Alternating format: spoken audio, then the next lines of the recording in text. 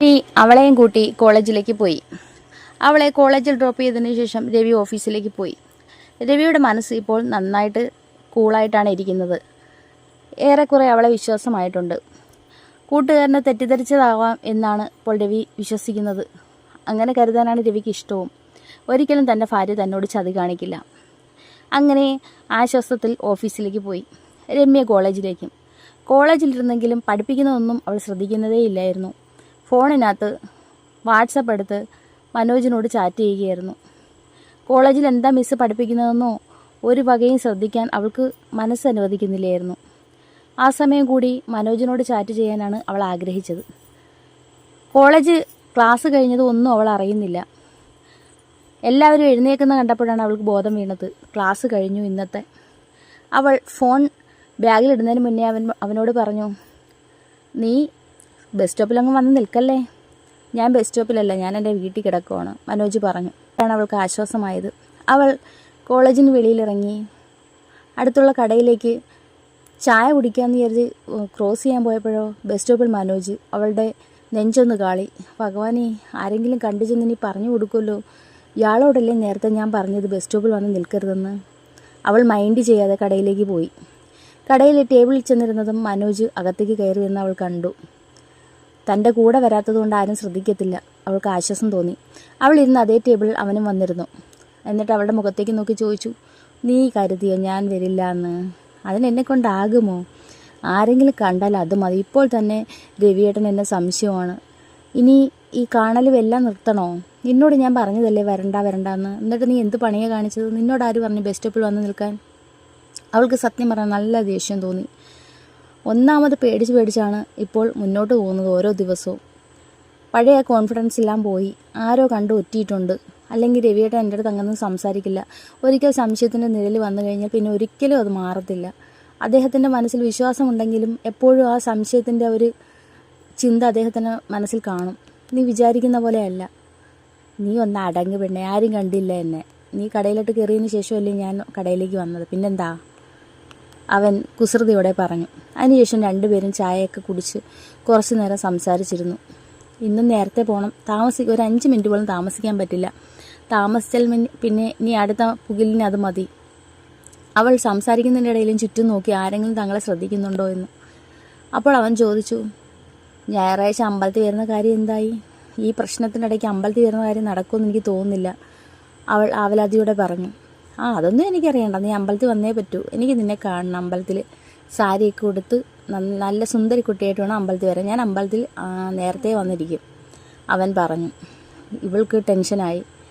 ഒരു തരത്തിലും സമാധാനം കിട്ടത്തില്ലല്ലോ ദൈവമേ എന്നവൾ മനസ്സ് വിചാരിച്ചു. എന്നാൽ മനോജിനെ വിട്ടുകളയാനും തോന്നുന്നില്ല. ഇനി അവൻ പോകുമെന്ന് തോന്നുന്നില്ല.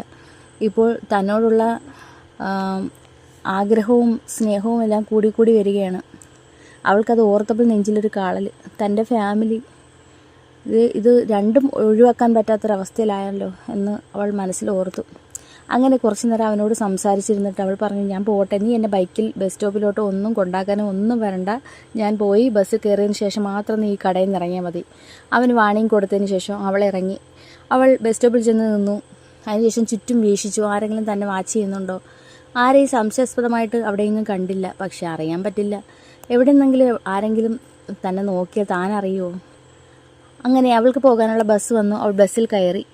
സീറ്റിനകത്ത് കയറി ഇരുന്നിട്ട് അവൾ കടയിലേക്ക് നോക്കി. മനോജ് കടയിൽ തന്നെ ഇരിക്കുകയാണ്. അവൾക്ക് സത്യത്തിൽ വിഷമം തോന്നി.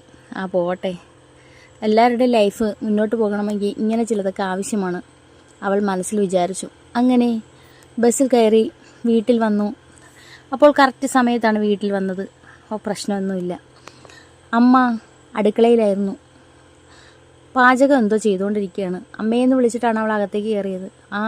ഇന്ന് നേരത്തെ വന്നല്ലോ, ഇന്ന് കൂട്ടുകാരികളോട്ടൊന്നും കറങ്ങാൻ പോയില്ലേ? അമ്മ ചോദിച്ചു. ഇന്ന് ആരുടെയും കറങ്ങാൻ പോയില്ല, എൻ്റെ അമ്മക്കുട്ടി പറയുന്നത് അനുസരിക്കണ്ടേ, അതുകൊണ്ട് ഞാൻ നേരത്തെ വന്നു. കുഞ്ഞെവിടെ? അവൻ ഉറങ്ങുന്നു. അങ്ങനെ അവൾ റൂമിലേക്ക് പോയി കൊച്ചിനടുത്ത് കുറച്ച് നേരം കിടന്നു. അതിനുശേഷം ഫോണെടുത്തു. കുരങ്ങ നീ എവിടെ? അവൾ മെസ്സേജ് അയച്ചു. ഞാൻ വീട്ടിലോട്ട് പോകാൻ പോകുന്നു, ബൈക്കിലാണ്, അവൻ പറഞ്ഞു. നിനക്ക് വിഷമമുണ്ടോ? ഞാൻ നിന്നെ വഴക്ക് പറഞ്ഞെന്ന് നിനക്ക് തോന്നുന്നുണ്ടോ? അതൊന്നും കുഴപ്പമില്ല, എല്ലാവരുടെയും നിലനിൽപ്പിന് ചിലതൊക്കെ ആവശ്യമാണല്ലോ. നിനക്ക് എന്നോട് ദേഷ്യമൊന്നും തോന്നില്ല, എനിക്ക് നിന്നെ അത്രയ്ക്ക് ഇഷ്ടമാണ്, അതുകൊണ്ടാണ് ഞാൻ നമുക്ക് എന്നും ഇങ്ങനെ പോകണ്ടേ? പിടിക്കപ്പെട്ട് കഴിഞ്ഞാൽ എന്നെ പിന്നെ വീടിന് പുറത്തോട്ട് ഇറക്കില്ല. അതുകൊണ്ടാണ് ഞാൻ അങ്ങനെയൊക്കെ സംസാരിച്ചത്. നീ വിഷമിക്കല്ലേ, അവൾ വീണ്ടും പറഞ്ഞു. കുഴപ്പമില്ലടി, നീ സമാധാനപ്പെടുക. അതിനെന്താ, നീയല്ലേ വഴക്ക് പറഞ്ഞത്? വേറെ ആരെങ്കിലും ആയിരുന്നെങ്കിൽ കാണാമായിരുന്നു. നീ ആയതുകൊണ്ട് ഞാൻ ക്ഷമിച്ച്, അവൻ പറഞ്ഞു. ഞാനെങ്കിൽ വീട്ടിൽ ചെന്നിട്ട് മെസ്സേജ് അയക്കാം, മനോജ് രമ്യയോട് പറഞ്ഞു. ഓക്കെ, എന്നാൽ ഞാൻ ഫ്രഷ് ആയിട്ട് വരാം ആ സമയം കൊണ്ട്. അങ്ങനെ രമ്യ അവൻ വീട്ടിലേക്ക് പോകുന്ന സമയം കൊണ്ട് ഫ്രഷ് ആവാനായി പോയി. ഫ്രഷായിട്ട് വന്ന് അമ്മയുടെ കയ്യിൽ നിന്ന് ആഹാരമൊക്കെ വാങ്ങിച്ച് കഴിച്ചിട്ട്, അമ്മ ഞാൻ കുറച്ച് കിടക്കട്ടെ, വല്ലാത്ത തലവേദന എന്നവൾ അമ്മയോട് പറഞ്ഞു. ഓ കിടന്നോ, അമ്മയും പറഞ്ഞു. അങ്ങനെ അവൾ റൂമിലേക്ക് കയറി. കിടക്കാനായിരുന്നില്ല, മനോജിനെ വിളിച്ചു. വീഡിയോ കോളിലാണ്. അവൻ വീട്ടിലെത്തി റൂമിലായിരുന്നു. കുറച്ച് നേരം സംസാരിച്ചുകൊണ്ടിരിക്കുന്നതിനിടയ്ക്ക് രവിയുടെ കോള് വരുന്നു. നീ വെക്ക് രവിയേട്ടൻ വിളിക്കുന്നു. നീ ഒന്ന് സമാധാനപ്പെടും. പിന്നെ അങ്ങേര് കിടന്ന് വിളിക്കുന്ന എന്തിന്? അങ്ങേര് വിളിക്കുമ്പോൾ തന്നെ ഫോൺ എടുക്കണമെന്ന് നിർബന്ധം വല്ലതും ഉണ്ടോ? കുറച്ച് കഴിഞ്ഞിട്ട് അങ്ങോട്ട് വിളിച്ചാൽ മതി. അല്ല, ഇപ്പോൾ എടുത്തില്ല എന്നുണ്ടെങ്കിൽ രവിയേട്ടന് ഇനി സംശയവും ചിലപ്പം ദേഷ്യവും വരും. നീ വെക്ക്. നിൻ്റെ കാര്യം എന്ന് പറഞ്ഞിട്ട് അവൻ ദേഷിച്ച് ഫോൺ കട്ട് ചെയ്തു. അവൾ രവി അങ്ങോട്ട് വിളിച്ചു. നീ എന്താ വിളിച്ചപ്പോൾ ഫോൺ എടുക്കാൻ? ഞാൻ കിടക്കുമായിരുന്നു രവിയേട്ടാ. വീട്ടിൽ വന്നോ? ഞാൻ വീട്ടിൽ വന്ന് ഫ്രഷായി ആഹാരമൊക്കെ കഴിച്ച് ഞാൻ എന്താ അപ്പോൾ കൊച്ചിൻ്റെ കൂടെ കിടക്കുന്നു. വല്ലാത്ത തലവേദന. ഓ ശരി, എന്നാൽ നീ കിടന്നോ. ഞാനേ വീട്ടിലേക്ക് എന്തെങ്കിലും വേണമെന്നറിയാൻ വേണ്ടി വിളിച്ചതാ. എന്തെങ്കിലും സ്നാക്സോ പാപ്പമല്ലൊക്കെ പേടിയിരി, കഴിക്കാൻ നമുക്ക്, അവൾ പറഞ്ഞു. അങ്ങനെ ഫോൺ കട്ട് ചെയ്തു. രവിയുടെ മനസ്സിൽ ഒരു വല്ലായ്മ തോന്നി. അവൾ എന്താ വിളിച്ചപ്പോൾ തന്നെ ഫോൺ എടുക്കാതെ കട്ട് ചെയ്തിട്ട് പിന്നെ വിളിച്ചത് എന്നായിരുന്നു അവൻ്റെ ചിന്ത. എന്തെങ്കിലും ആവട്ടെ, ചിലപ്പോൾ തോന്നിയതായിരിക്കാം. അങ്ങനെ അവൻ സാധനങ്ങൾ വാങ്ങിക്കാൻ കടയിലേക്ക് കയറി. ഉടൻ തന്നെ രവിയുടെ കോൾ കട്ടായതിനു ശേഷം മനോജിനെ വിളിച്ചു. അപ്പോൾ ഇതിൻ്റെ അടുത്ത പാർട്ടുമായിട്ട് ഞാൻ അടുത്ത സ്റ്റോറിയിൽ വരാം.